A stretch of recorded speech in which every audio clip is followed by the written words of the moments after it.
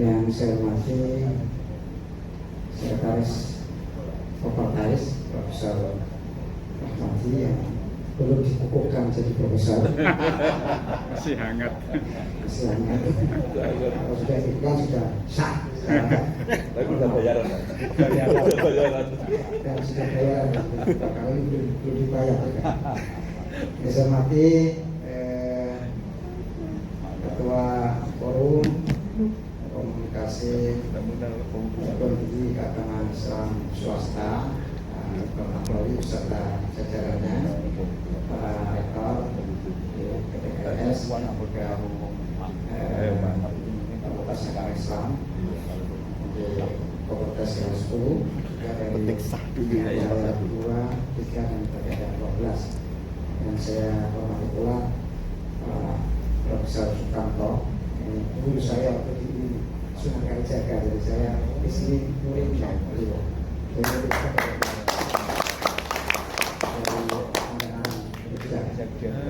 Bapak Ibu semua yang saya banggakan, tentu yang pertama mari kita sama-sama mengajarkan puja dan bersyukur kepada Allah SWT atas curah rahmat dan limpahan karunia kita bisa melaksanakan kegiatan yang menurut saya sangat penting, sangat memiliki makna yang sangat urgen bagi Aljem, bagi perguruan tinggi dalam perjalanan memiliki eksistensi perguruan tinggi. Salawat dan salam kita berikan pada junjungan Nabi Muhammad SAW, serta keluarga, sahabat, dan orang-orang yang mengikuti sunnah beliau sampai akhir zaman. Mudah-mudahan kita termasuk Allah yang akan kita bersyukur. Bapak yang saya hormati, tentu atas nama Koordinator Fakultas Wilayah 10 menyampaikan terima kasih dan apresiasi pada saya kenal telah mengundang para rektor ataupun yang mewakili dalam rangka menyiapkan akreditasi di perguruan tinggi, baik akreditasi program studi maupun akreditasi perguruan tinggi, baik PS maupun APT. Ini sangat membantu kami, terutama koordinator, agar supaya wilayah 10 ini, fakultas ini bisa melakukan percepatan. Kalau dalam bahasa saya ya 53 PTKIS ini, saya harapkan paling tidak ya 50% itu bisa melesat baik sekali, 10%-nya bisa unggul, ya enggak apa itu. Jadi maka fungsi fakultas ini sangat penting. Saya tidak ingin fakultas masa lalu itu yang hidup dan mati nggak jelas. Saya mau punya kontribusi karena setiap institusi yang dibentuk oleh negara itu harus memiliki makna dan manfaat masyarakat kepada yang lain. Itu saya di forum ini saya deklarasikan Pak Rahmadi Zakai supaya aktif untuk membangun komunikasi dengan perguruan tinggi swasta. Kasihan PTKS kalau tidak dibina, kita sebagai fakultas punya tanggung jawab yang besar terhadap. Kalau PTKS guru ya berarti kita guru. Lebih baik mundur saja dari koordinator atau ya itu komitmen ya. Tapi saya juga untuk bekerjasama PTKS untuk kalau ingin maju ya mari kita bersama. Kecuali kalau kita bisa maju sampai berhenti di jalan saya bertanggung jawab. Jadi saya sudah mengajak, sudah upaya, sudah segala daya dan kekuatan kita kerahkan bagi PTKIS Roma. Kalau sudah amat itu mau diinjeksi pakai obat kuat nggak akan bisa. Jadi harus jalan di sini. Karena itu dokumen menjaga ini menjadi penting. Maka Bapak yang saya hormati, ada 4 hal yang saya rasa penting untuk dijadikan dasar perguruan tinggi ini untuk melakukan 4 hal tersebut. Yang pertama adalah pemahaman terhadap standar nasional pendidikan tinggi.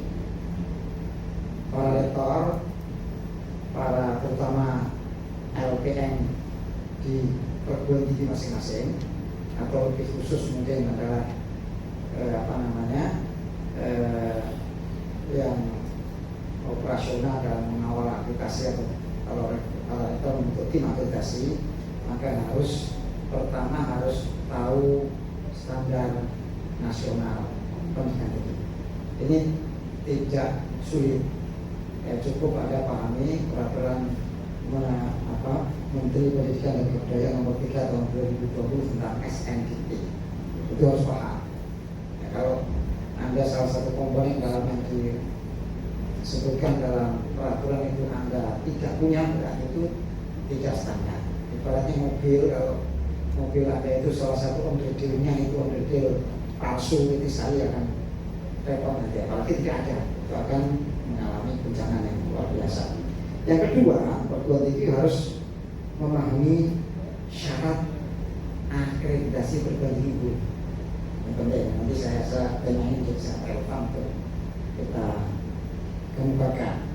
Jadi dalam hal ini perguruan tinggi harus menguasai aturan main APT. Saya sejak 2016 sudah off dari asesor karena jadi direktur pendidikan tinggi kan tidak boleh karena ada konflik interest, maka saya mengundur diri sementara. Sampai sekarang belum aktif karena masih juga ada konflik interest. Jadi dulu mulai standar 7 sampai 9, pas 9 awal itu saya mengajukan surat resmi berhenti sementara dari asesor. Di waktu itu sebelum itu kita jadi konsultan pribadi, belum ada SEVIMA. Jadi saya di IAIN Pekalongan, di seluruh perguruan di bawah pemenang itu banyak ya. Bahkan waktu itu dulu kan teman-teman semuanya mustahil prodi yang baru terbentuk itu dapat akreditasi B. Saya bilang wajib hukumnya pertama kali akreditasi yang baru terbentuk B. Maka waktu itu ada di Pekalongan, kemudian di IAIN Pontianak. Waktu itu belum ada sistem IT yang hebat karena bisa ditipu-tipu. Jadi terus seperti dulu ketika kita baca kurangnya aspek mahasiswa, karena ada jumlah mahasiswa yang daftar dengan terima itu kan harus ada rasio. Kalau ingin nilainya full ya harus 5/1. Yang daftar 5, yang diterima 1. Jadi kalau dari 500 daftar berarti yang diterima 100. Itu jadi rekayasa. Saya bilang, wah ini Anda gimana ya? Ini bisa ditipu, itu nggak apa-apa ya. Bisa dikit tapi untuk kepentingan saya. Akhirnya udah nanti kalau asesor datang siapkan aja nama-nama itu. Pak Jo, Pak ini kita jangan daftar 500. Belum ada sistem IT yang canggih. Nggak bisa dikontrol. Acuannya adalah manual, jadi kesempatan. Jadi makanya ketika saya itu pendidikan bahasa Arab yang baru 2 tahun itu dapat akreditasi B, PAI dapat A.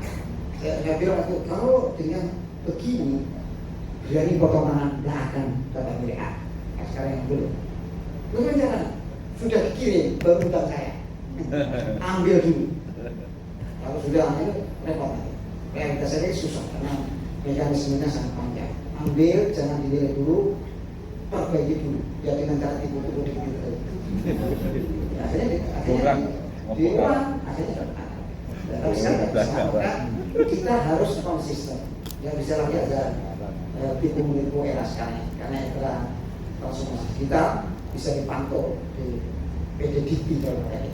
Asesor bisa akses itu untuk meng-cross-check apakah benar dan ada tulis dalam kurang itu sama atau tidak. Jadi maka karena itu ya ini harus komitmen bersama-sama dalam konteks. Jadi yang kedua dalam konteks pembangunan nasional APT, ya saya rasa perguruan tinggi harus menyusun strategi pencapaian yang komprehensif dalam konteks ini. Kalau tidak ya jangan harapkan akreditasi PS maupun PT-nya itu bisa menjadi unggul.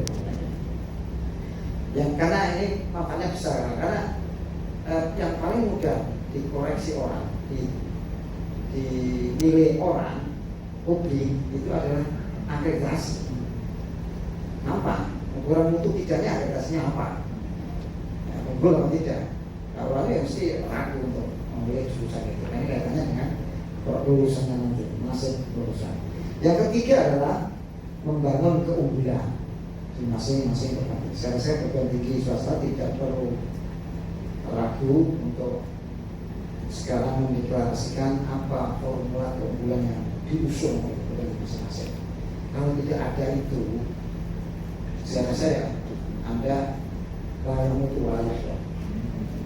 Harus ada existing keunggulan yang akan dituju, dan itu yang dipromosikan, yang dipublikasikan secara masif, nanti akan menjadi luar biasa.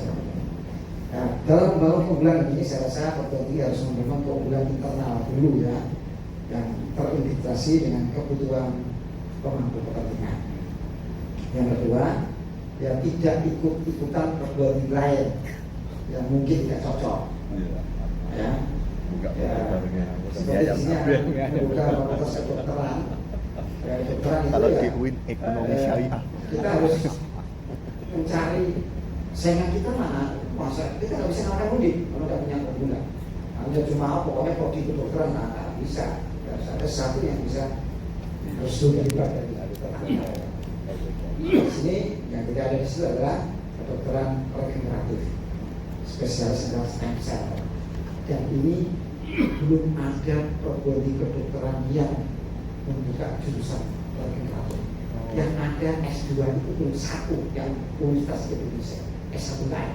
Maka kita awal. Caranya begitu, ya harus menangkap data-data yang ada di sama seperti swasta baca itu semua.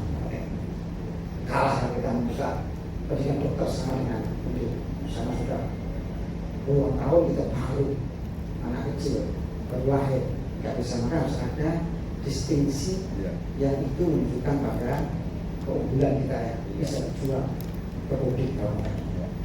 Yang keempat, ini adalah saya rasa terakhirnya kita harus tahu adalah membangun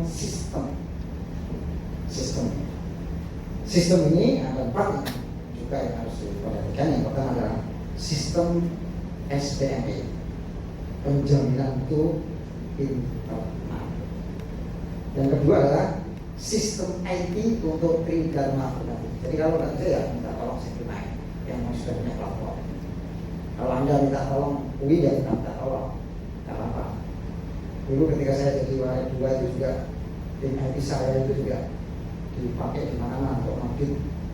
Ya, dulu kita waktu saya warid 2 itu data PT KIN seluruh Indonesia termasuk Indonesia juga ada di Jogja servernya. Mau buka apa aja bisa buka di Jogja. Karena waktu itu saya dapat proyek dan ada anggaran tambahan itu dapat 46 miliar dan memang spesifik saya bilang zaman itu 2012 pakai itu paling. Jadi UKT yang kita sekarang ini itu yang omset juga datang ke luar di bawah koordinasi saya. Menghitung unit cost sampai hitung direct cost sampai waktu itu kapur sampai ini harus berapa biaya listrik per jam, berapa biaya maintenance, itu dihitung semua bahwa unit cost itu tadi. Lalu muncul rumusan juga BOPTN, itu yang mengawali saya sebenarnya ketika jadi ketua baru Maret 2 UI Sunan Kalijaga. Yang dari IT ya ini penting karena kita ada di dunia digital. Jadi perguruan tinggi ini harus berani keluar modal.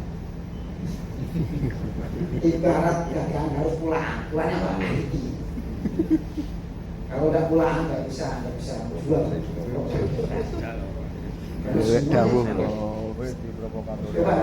Satu fungsi misalnya. Ketika kita program masih kita dengan teknis itu membuka program cyber university, itu asumsinya apa? Karena peluang besar untuk mencerdaskan kehidupan bangsa tanpa batas tempat. Jadi sasarannya adalah kita punya data ekspatriat yang ada di luar negeri. Para TKW itu nggak mungkin S1 jadi TKW TKI nggak mungkin. Mereka itu paling tidak adalah lulusan SMA. Ini sebagai mahasiswa sasaran PJJ pendidikan jarak jauh. Dan nyatanya ketika dibuka prodi PAI PJJ 3.300 khusus prodi Coba itu kalau dihitung SPP-nya berapa itu? Ya untung, karena modalnya sedikit. Kita sudah di backup IT-nya lengkap. Ini break even point-nya 2 tahun sudah kembali modal untuk beli IT dan model. Sama kalau perguruan tinggi swasta punya itu, punya komitmen itu untuk transformasi digital, ini menjadi sangat luar biasa. Ya, sistem IT harus dibangun. Jadi karena kalau ingin smart kampus yang tangganya adalah basisnya semua digital, syaratnya ada 4. Pokoknya ini 4. Karena saya memang pilih karena waktu pemilu kan ada 3, 4 supaya tidak keluar di 1, 2, 3. Makanya terang. 1 adalah infrastruktur IT. Mustahil kampus bisa jadi smart kalau tidak memiliki infrastruktur IT. Fiber optiknya harus yang paling canggih. Bandwidth-nya gitu berapa supaya ketika bayar UKT bareng tidak ada, supaya semua mahasiswa dalam satu waktu mengakses internetnya itu tidak ada. Itu harus dihitung bandwidth-nya. Ya, apakah 0,5 MB per orang, sehingga tidak mengalihkan kebutuhan kita 10 tahun mendatang itu berapa. Kalau jumlah mahasiswa plus dosen, hitungan semuanya itu partisipasi kebutuhan. Itu yang pertama salah, infrastruktur IT. Yang kedua adalah SDM melek IT. Mustahil sudah membeli mahal itu SDM-nya katrok. Ya nggak bisa.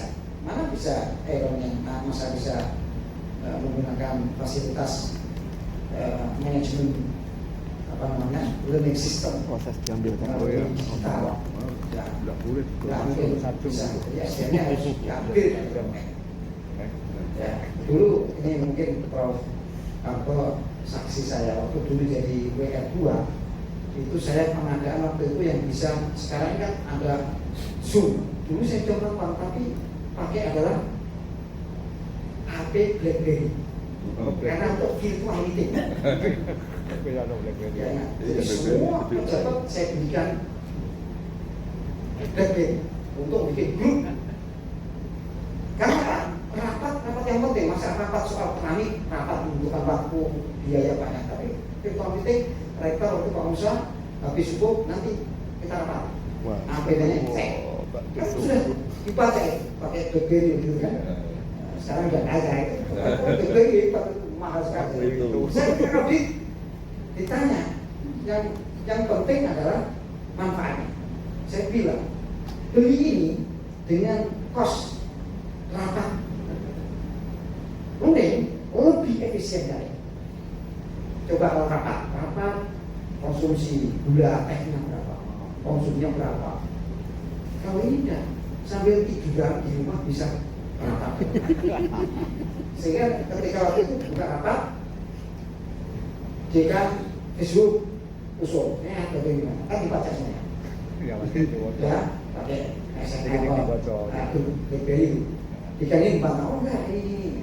Terakhir kalau sudah selesai kesimpulan rektor. Kesimpulan rapat hari ini adalah 1, 2, 3. Dari itu di print. Itu keputusan. Nah, itu sangat efektif. Itu karena saya melihat transformasi digital menjadi sebuah itu 2012. Sekarang 2024. Sudah 12 tahun. Jadi kalau perguruan tinggi enggak ada modal IT, ya jangan harapkan bisa maju. Jangan harap bisa unggul. Ya. Jadi dulu sama peralihan budaya manual ke digital itu susah.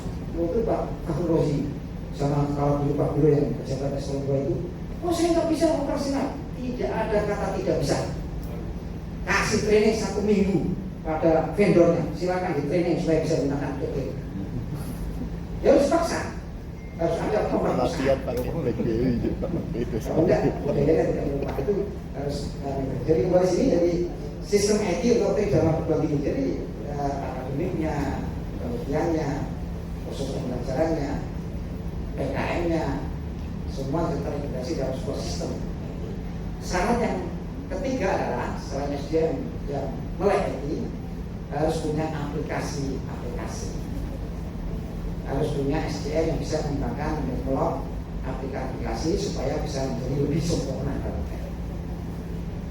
Jadi yang keempat adalah 3 hal itu mustahil kalau tidak ada duit finansial. Harus ada keberpihakan finansial dari pimpinan. Jadi itu syarat untuk menjadi ustadz. Jadi berkali-kali saya tanyakan calon lektor UIN mesti nggak bisa jawab. Saya jadi ustadz kampus apa? Jawabannya muter-muter. Harus simpel. Jadi kan intinya kalau kamu jadi rektor bisa nggak kamu menganggarkan sesuai dengan kerjaan? Kalau tidak, jangan jadi rektor yang progresif. Yang ketiga di membangun sistem adalah harus melibatkan pemangku kepentingan. Karena Pak Mujib ya saya penyusunan visi misi kurikulum itu akan dilacak siapa yang dilibatkan dalam penyusunan itu. Ini sama dengan sistem dari bangun melibatkan pemangku kepentingan. Yang keempat adalah melaksanakan penjaminan untuk eksternal yang melalui cloud dan bank PT untuk alegasi perguruan tinggi dan TNI. Contoh kalau bisa melakukan pada yang lain. Baik, agak banyak sebenarnya kalau sedikit agak sedikit ya. Nah, kaitannya dengan akreditasi ini, kopas akreditasi ini, dan nanti saya rasa secara lebih detail nanti Pak Mujib bisa memberikan pencerahan pada teman-teman yang bekerja di swasta, terutama di wilayah Jawa Tengah dan sekitarnya.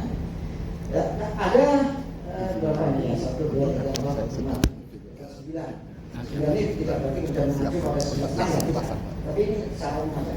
Yang pertama, Anda harus fokus pada VTMS. VTMS apa? VTMS adalah visi VM ya. TS. Ya. Visi, misi, tujuan, sasaran. Itu rumusannya harus jelas. Sama misi misi yang baik itu ada syaratnya juga, Pak. Jangan mulu-mulu, tetapi konkret aja. Misalkan yang pertama yang harus dilakukan adalah apa keunggulan itu. Jadi kalau di Jogja adalah unggul dalam integrasi ilmu keilmuan. Ya. Interkoneksi. Ada juga interkoneksi. Kan ada unggul di bidang apa unggul? Cukup saja kalau Anda unggul dalam bidang penelitian, tidak apa seperti Pak Somo menjadi perguruan tinggi riset. Ada unggulan apa dimensinya. Lalu yang kedua, kapan itu bisa diraih? Pak Somo 2003 apa? Ya, ada waktu ya. Terus ada yang syarat yang lain adalah Anda ingin unggul di mana? Apakah level Semarang Kota saja? Ataukah Jawa Tengah? Ataukah nasional? Ataukah regional? Atau internasional? Itu yang saya visi. Supaya apa? Supaya kita komitmen. Oh ini 2013. Oh ini internasional.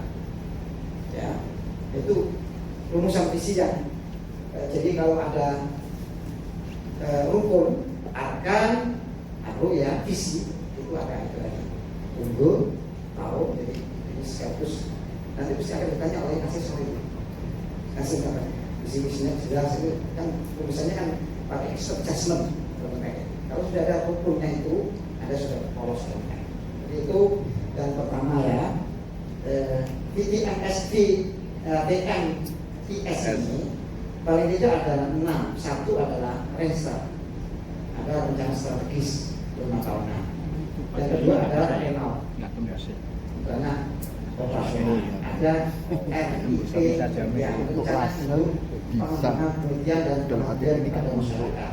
Ada dukungan aturan regulasi, rektor harus menyusun regulasi.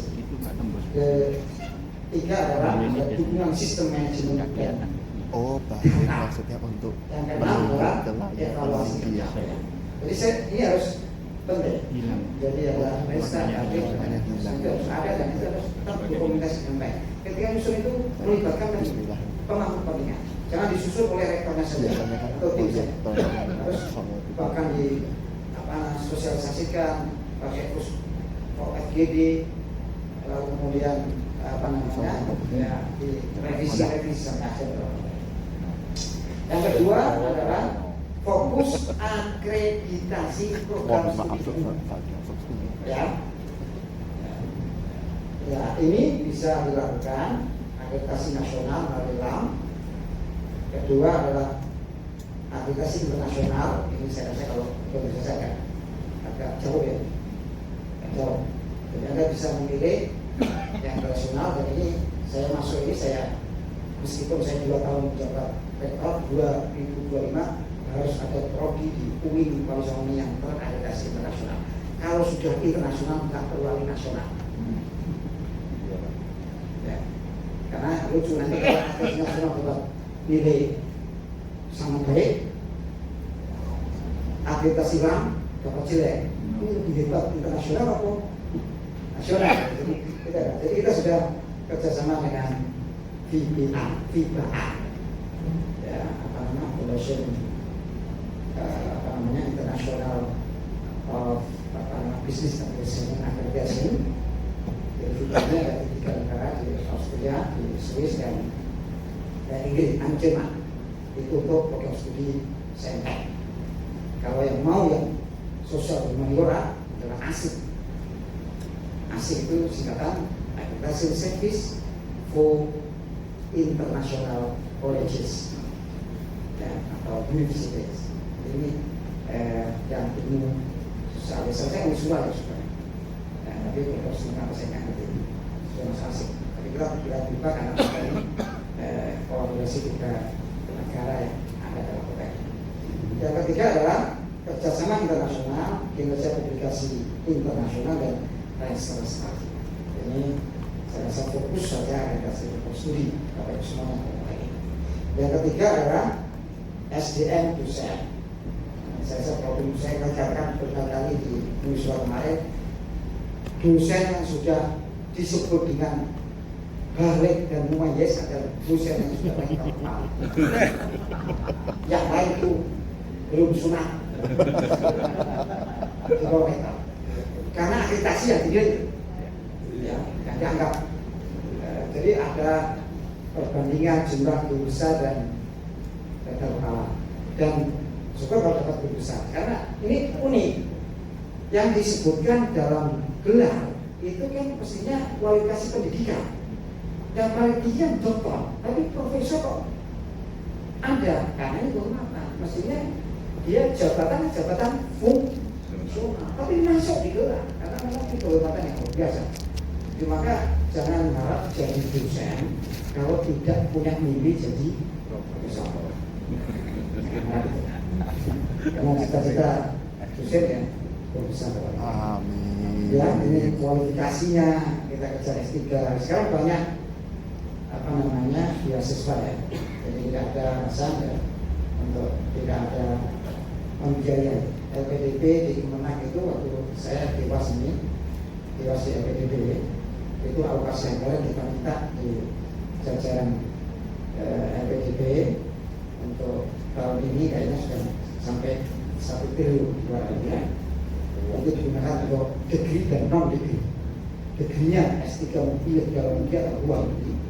Non degree-nya ada pelatihan short course, ada pengembangan aplikasi keagamaan, ada yang yang memperolehkan itu ada peningkatan kemampuan dosen muda, seterusnya. Jadi ini perlu dimanfaatkan. Kemudian juga saya rasa jabatan akademik supaya tadi rektor kepala dan guru besar dari kejar, kemudian jumlah dosen tidak tetap. Ya, ini khusus di perguruan tinggi negeri. Kalau swasta ya semuanya sudah tetap, bisa digabung. Paling tidak diukur dari NIDN-nya, BUMPIS-nya. Yang keempat adalah rasio dosen dan mahasiswa. Yang keempat, fokus kinerja penelitian dan publikasi. Ini dilihat dari rencana induk penelitian, kemudian pengembangan kemampuan dosen dalam bidang penelitian dan publikasi, kolaborasi internasional dan eksternal, internal dan eksternal, dan kolaborasi internasional. Yang kelima, adalah fokus kinerja penjaminan mutu. Ini bagaimana SPMI di perguruan tinggi swasta ini diperkuat.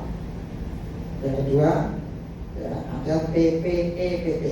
Jadi sebagai penetapan, pelaksanaan, evaluasi, pengendalian, dan peningkatan. Ini kinerja dari penjaminan mutu. Lembaga penjaminan mutu di bidang. Yang keenam adalah kinerja pembelajaran.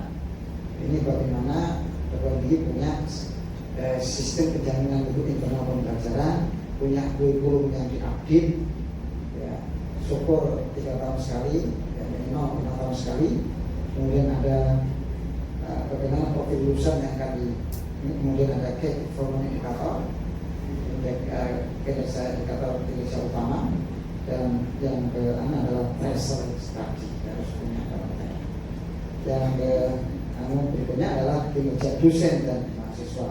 Ini bagaimana museum studi pribadinya, lalu bagaimana lama studi menjadi penting juga, jangan sampai paketnya lebih itu, karena itu akan mengaruhi juga kualitas, IPK juga, dan juga prestasi mahasiswa. Kemudian ada target kinerja dosen dan mahasiswa dalam Tridharma. Yang ke-8 adalah kerjasama internasional. Ini menjadi contoh mbak dalam membangun kolaborasi internasional di semua bidang pendidikan perguruan tinggi. Ini terkait dengan bagaimana jumlah dosen mahasiswa asing yang kuliah di tempat kita, bagaimana dosen asing yang mengajar di tempat kita, bagaimana ada student and teacher exchange dengan perguruan tinggi luar negeri, juga ada bagaimana joint research internasional, dan yang terakhir adalah bagaimana kolaborasi internasional. Yang terakhir adalah peningkatan kinerja MBKM, Merdeka Belajar, Kuliah Merdeka. Ini Kampus Merdeka. Ya, kampus Merdeka, kampus Merdeka. Ini mahasiswa dapat menghasilkan berbagai karya yang dapat dimanfaatkan untuk APT dan juga kolaborasi dosen dan mahasiswa serta kolaborasi internasional. Ini MBKM, Merdeka Belajar dan kampus Merdeka. Selesai dengan hal secara umum, dan nanti berikutnya kalau hanya sekedar akreditasi, silakan nanti biar bagaimana cara menyusun bulan yang baik. Hasilnya apa sih data? Kalau datanya aja, datanya harus dilengkapi dulu supaya bisa memenuhi terbaik. Saya rasa demikian yang bisa kami sampaikan. Terima kasih semuanya. Kemudian ada doanya, terima kasih pada semua dan seluruh Indonesia pada apa puji dan berkenan untuk dengan dan terima kasih. Dan saya jam 10 ada rapid saya izin langsung ke kampus. Ya. Terima kasih dan dengan memohon Allah SWT, Tuhan yang Maha Kuasa. Mohon izin, ini ada wartawan di depan wawancara sama Pak Eko juga sekiranya berkenan.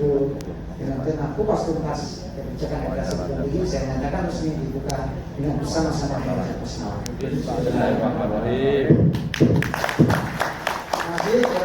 Mohon maaf. Assalamualaikum warahmatullahi wabarakatuh. Waalaikumsalam.